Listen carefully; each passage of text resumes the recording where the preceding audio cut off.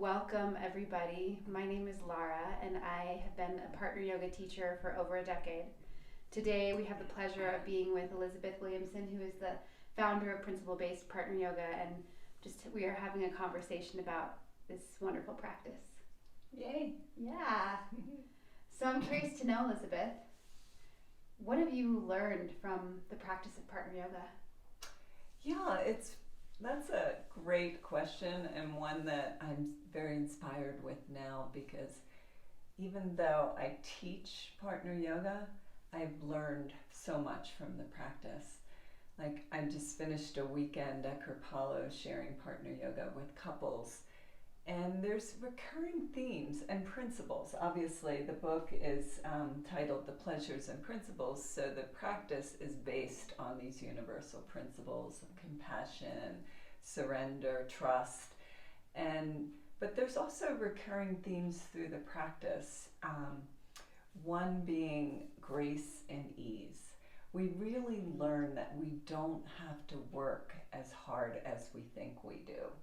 And we're kind of conditioned, no pain, no gain, right? Mm-hmm. And partner yoga teaches us so profoundly and directly that we can effort less and simply align ourselves with the ground, with our own form, with another. And in that alignment, this grace and ease happens. So how can we translate that into our life? That's exactly my next question, right? How does this translate into our lives? Right. And so many of the lessons that our body wisdom teaches us just naturally transfers and translates to our life. So for instance, this piece of alignment. So whatever we do to become aligned, so for me, like this morning, to just take 10 or 20 minutes in the morning and sit and align myself with the ground, with my own form, with my higher self, and to just ground deeply in myself so I can begin the day with grace and ease.